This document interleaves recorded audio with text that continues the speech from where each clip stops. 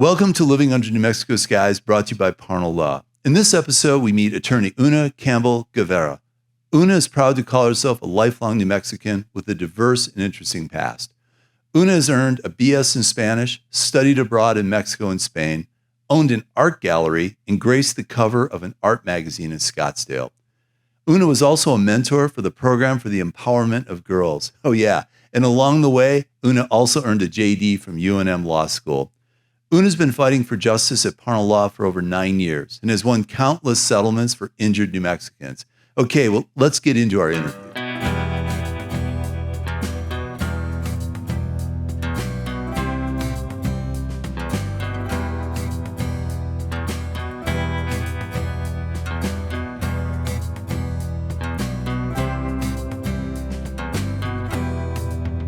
Hey, so Una, welcome to Living Under New Mexico Skies. It's a real pleasure to have you here. Thanks for having me. Yeah. Hey, tell us a little something about yourself. What's something that people want to know about Una? Well, I wasn't born in New Mexico, but I was raised here since I was 6 months old. Okay. I've lived in New Mexico almost my entire life, in the sense of I left New Mexico to live in Spain for a year to study in Spain. I lived in Mexico for a summer. I was in LA for a hot 8 months. Did not like Los Angeles. Pardon all those people from Los Angeles. Yeah. But I came back here. I lived in Scottsdale for about 5 years in an art business with my father, and then came back in about 1998 and been here since. So I was looking at your bio and your profile, a BA in Spanish at UNM. What was the path, or what were you thinking when you did that? My feeling about undergrad college was that unless you're going into a specialty field like medical or engineering, it was to get a well-rounded education. I wanted to learn how to read, write, and speak better. And I thought, we're living in an area where there's a lot of Spanish speakers, a lot of people from Mexico. There's a lot of people around the world that speak Spanish. Right. Probably the majority language, maybe next to Arabic. I don't know. I think South America, you're right. It's right. It's so South America, Central America, Right. Spain. Right. And so I thought, well, I studied Spanish since I was 11 years old. And I decided just to continue it and learn another language so that when I go abroad, or even people that are here in New Mexico, I can speak another language. And I really love that ability. Well, let me ask, because again, you touched on it, but I saw that you immersed yourself by going to Mexico and living there and then going to Spain. Talk a little bit about that. What was that like to go to a different country, to a different culture? It was amazing. The program that I went to when I was an undergrad at UNM, University of New Mexico, it was called Conexiones, which means connections. And so we were all each sent down there to live independently with a Mexican family that took us in. So I had Mexican brothers. I had a Mexican family that cared for me while I was down there. And we studied. They had us doing experiential projects so that no more than 3 Americans were allowed to go anywhere at any one time. Wow. So as an example, they would send us to some small pueblo in Mexico. Back then, this was safe. It was 1991. Yeah. They sent us to a pueblo in Mexico and said, there's a festival going on. We're going to drop you off. You take a bus there and you have to find the festival, be invited into the festival, and then come back and write about your experience. I did that as a kid, but I was a carny for a carnival. But no. Yeah. So, okay. So that sounds fascinating. Yeah. So we get dropped off in a village. We go, we're just walking around a pueblo that has like no paved streets, and all of a sudden we see a procession, and there's people marching along and holding a tray, and these coins are kind of bouncing off of it. So we decide, let's follow the procession. So we follow the procession. They go into somebody's house. We knock on the door and say, are you having a festival? Can we be invited in? And we're invited in.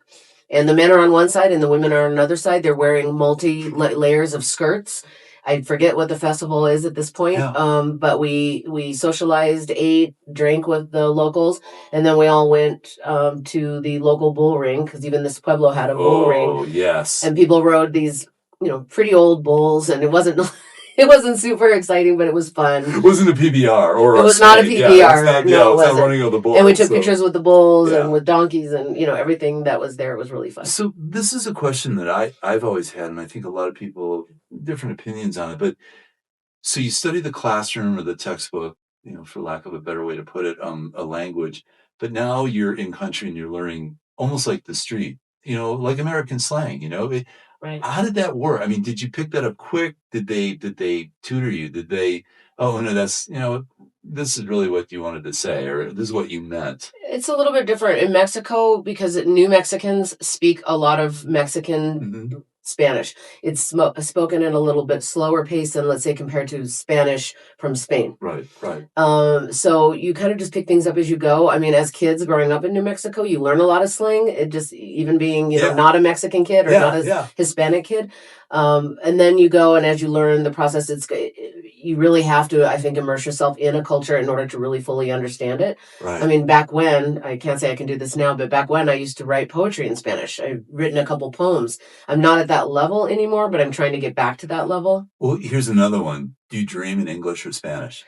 That's a good question, because when I lived in Spain, I started changing my dreams while I was dreaming from English to Spanish.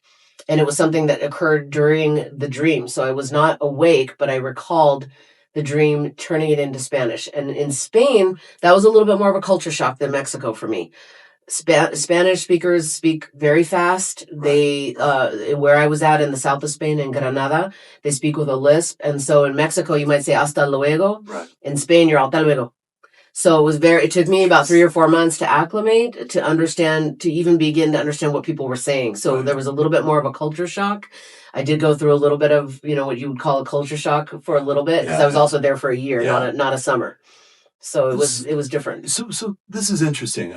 There's always that debate of, there's Mexico, there's Spain. New Mexico, we say, we're proud of saying that it's kind of a melting pot of a lot of different Spanish cultures. Do you feel that way? Is New Mexico like that, or did you have a preference? Was Spain a little different than, the Mexican culture? To be honest with you, I found that Mexican people were much more friendly and approachable than people in Spain. So I went to Spain, and I even had 2 Spanish roommates. I had an Irish roommate, 2 Spanish roommates, and me. That's trouble. Sorry. And me. But I never made friends. I never had any Spanish friends, but I had friends from all over the world that I met in Spain. That's interesting. But in Mexico, the people are very friendly. They were very approachable. It was just easy to make friends in Mexico. Right. Anyone in your family or in your household here, growing up, speak Spanish, or what did? No. So No, none. Yeah. I did grow up with people that spoke different languages. My Yeah. father did teach Latin, but only for a year, I think. My biological father, my stepfather, spoke multi languages. He spoke some German, Yiddish, Hebrew, Interesting. and maybe a little bit of Spanish. But I didn't grow up with any Spanish speaking. It was something I just, maybe it's a past life. Who knows? But I loved Spanish, and I wanted to speak it. Wow. Well, talking about your father, I see that, and I've heard stories of your interest in and love of, and actually a professional talk about in the whole world of Navajo art. Coming from this area, we're so close to their holy area, up in Gallup and north into Navajo country. Talk a little about that. What was it about your father and you, and was he there first? Was he already doing Navajo art and, collecting and? My father started a newsletter in 1971 called the Tyrone D. Campbell Newsletter for the Trade. And in those newsletters so my father was a stockbroker. He left that profession to get involved he just had a love of Navajo weaving in particular. I mean, he loves pottery and other things, Right. but and it wasn't just for the sale of art. My father had a deep love, and actually has a enormous book collection on the spiritual, the spiritual path of the Navajo tradition, the Navajo Nation, Right. Their chant ways, their specific spiritual practices. And he just loved he thought they were the foremost weavers in the entire world. So I grew up with that. And my dad had, his first gallery when I was a young kid in Corrales. And then he originally moved on into other states and continued that business. When I graduated undergraduate, he asked me, did I want to come and manage an art gallery with him in Scottsdale, Arizona? And so I chose to do that. And we had Una Gallery for about 5 years. Wow. Okay, so I have to ask, because everyone's seen it. I guess something like 6 million people have seen the Antiques Roadshow episode where the gentleman finds out that the blanket that he had been sleeping with on his couch watching TV, and now I've heard it's been, with inflation, it's now $1.5 million. Tell me about this. Did the people in Navajo country? Did they weave like that, or was it a different process? Was it a different style of design? Well, there's two things about that. When you tell me that this weaving was $500,000 back then and is now 1.5 million, my guess is that this is something from the 19th century, that it was likely a chief's blanket or a particular ceremonial manta that some of the tribes, not just Navajos, wove for ceremonial purposes. So that's more a historic weaving, probably something that would be in a museum, something like that. Or on the back of a couch. On the back of a couch. So repeat the question again. Yeah, I was trying to get at, what. So this is a special one, and I think you've explained that it was probably ceremonial, maybe a chief or some important person, an elder within the tribe. But what about just the normal people who are weaving a blanket for utilitarian purposes? Was design part of that as far as, the stripes or was it just more utilitarian? To my knowledge, before the 19 teens, which was the advent of the trading post in the Southwest, before that, blankets were worn. There were no Navajo rugs. And so blankets were not used for utilitarian purposes, to my knowledge. Maybe they used buffalo skin or other things for that.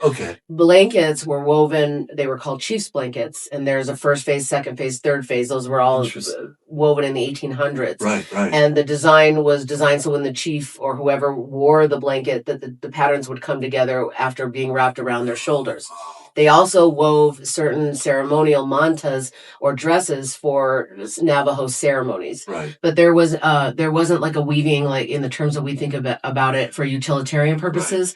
But when the trading posts came around in the early 19 teens, then each area on the Navajo reservation run by whoever owned the trading post had Navajos start creating Navajo rugs.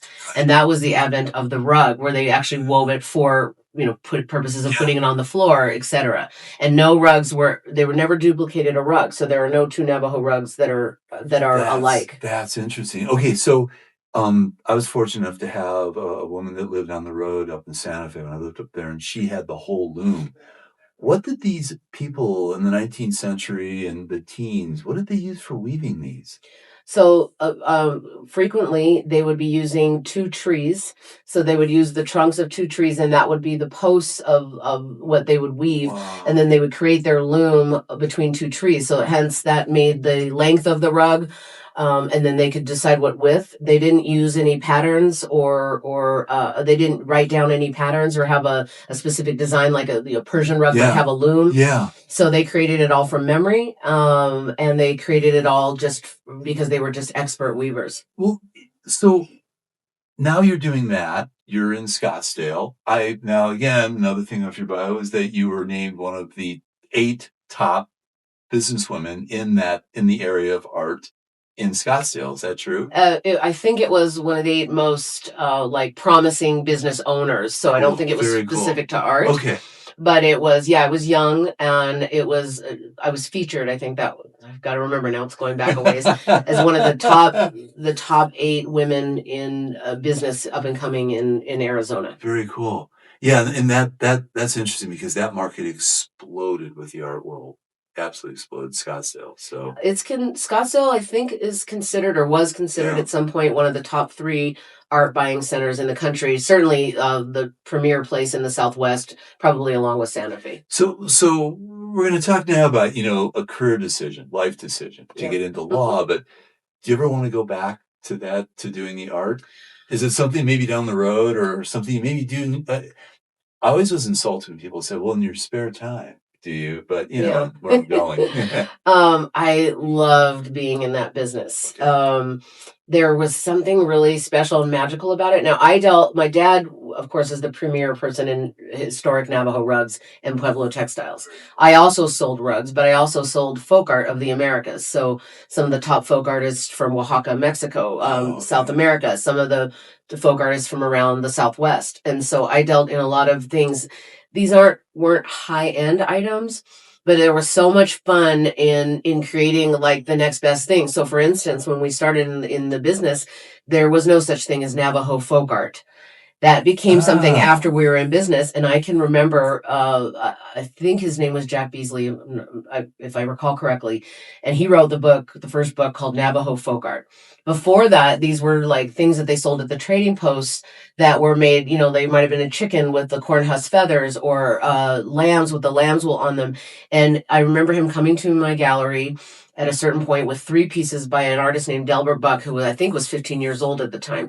And they were really whimsical things, like there might be a plane with a horse riding on it, and a cowboy on top of the horse, or some real unusual things made out of kind of rudimentary, made out of wood and colored in bright colors. And I remember buying, I think, the first 3 pieces for $150, and saying, I think this stuff is neat. I think it's going to sell. And then next thing you know, there's a whole book, and there's a whole explosion of what's termed now Navajo folk art. And I mean, things made out of cardboard by Mamie DeShelley that was like in her 70s. And the market just kind of exploded. And those 3 pieces I bought for $150, I probably sold within a couple of months for like $450 each. Not high end, but yeah, super fun. still, Super well, fun. it's interesting coming from the Midwest. My first journeys out to Arizona, to New Mexico, pulling on the side of the road, it was the sand art, the bowls and things that were, I don't know how they did Sand it. castings. Yes, that. But then my prized possession, which I still have, it may have been the gentleman you were talking about. It was a wooden porcupine with quills off of a broom. They're all the quills. Yeah, and that's that folk was art. an incredible piece that I still have. Dusting it's a pain, but other than that, so anyway. Okay, so talk about this now. What happened with art? You come back, now you're back in Albuquerque, UNM, and you decide to attend UNM Law School. Yeah, so my dad sold the business, and he's been and was until his death a private collector and seller. So he worked mostly out of his home. My father is pretty much world known. He wrote several books on especially pictorial Navajo rugs. So he's was one of the foremost experts in the world on weavings. So I left. I went to LA for a little bit. Came back here, and my stepfather just said to me one day, he's like, "Why don't you go into law?" And and he's like, "I think you'd be great at it. You're good at talking. You like to argue. You're a good investigator." And so I said, "Okay." It was simple as that. It wasn't a lifelong dream. I didn't come from a family of attorneys. I actually was the first person in my family to graduate college. And have a college degree, and then my mom shortly thereafter. So I said okay, and I started studying for the LSATs, and did well. And then, of course, I wanted to go to UNM Law School, which is a great school. Yeah. And we're right next to the Court of Appeals, and you have access to judges. It was really a great experience, and it's a smaller law school. And I decided to go, and here I am. Tell me some stories about that. Everyone during their academic career, but I saw in some of your resume and your bio that there are accolades and things you did. Like, did you clerk and some other things? I was an interim clerk for Judge M. Monica Zamora. Wow. And that was really like a special opportunity for me that the judge gave me. And so it gives you a little bit of credibility, because clerking is sort of a prestigious thing. Right. And to be honest with you, I don't know if I was even quite qualified to be her clerk, but she really liked me, and we had done work on the program for the empowerment of girls together. And so she gave me that opportunity, which was really a blessing for me. I have heard about that program. It's epic. And I've also heard some of the cases, like the women who now are matured and they've gone on, their lives are so much better. Talk a little bit about that. What was that like? When I was in law school, I got introduced to the program. I know that Judge Zamora was one of the people that was involved in the program, and it may have been through her that I got introduced to it. So I started being a mentor, I think my 1L year in law school, and I was a mentor and part of the program until the program was died, or it was no longer. Yeah. So they don't have the program any longer, or I'd still be doing it. But what it was women who had, young girls, ladies who had gone through the juvenile justice system, wanted to better themselves, most of them coming from really hard lives. Wow. So they chose to enter this program called the Program for the Empowerment of Girls. And I think the young men also had a similar program, and they connected. in this program, what we did is we'd have dinners with some of these kids who had never even been out to dinner, never been to a restaurant, never maybe even been to anything outside the home except for fast food. Deprived of any kind of cultural Well, they came from experience. hard families, hard lives. And so our job was to go there and support them, offer our mentorship, offer our help, talk to them, encourage them. And, there's a couple special ones where I would go to their graduation from the program, Oh, yeah. give them a gift and offer, give them my phone number, my contact information, and be available anytime they needed you. Let me ask, any success stories? I mean, obviously, any of them will go through this program, but Yeah. anything or anyone that you still or you want to that you think about that made it worthwhile? There is one young girl, and I think she was, it's hard to remember. It's been a while, been several years, but I think she was 14 years old at the time. Right. Graduated the program stayed in the program until she was 17 because that was the yeah. age limit for the program.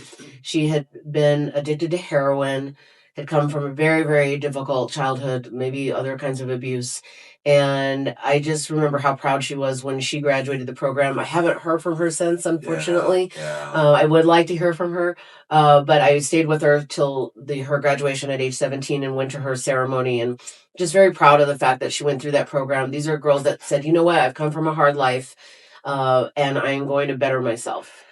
What I like about this is I'm seeing a future guest. Oh, yeah. So would you come back if somehow, I mean, if we could locate, I would love to have one of those graduates come on. I know, that would be amazing. And it'd make it so much easier rather than sitting with this guy to have you there so that, we can kind of discuss it and see. Well, it's really a life. disappointment that the program was stopped. I don't know if it was due to money, but it just stopped. And so, but many of us and many of our local judges and many of our local attorneys and people were also involved in the program. So, well, there you go. Maybe there's something down the road for Una. yeah, so, maybe. Anyway, all right. So let's talk. Okay, so now you've got this command of Spanish. You've lived in country. You've got your JD.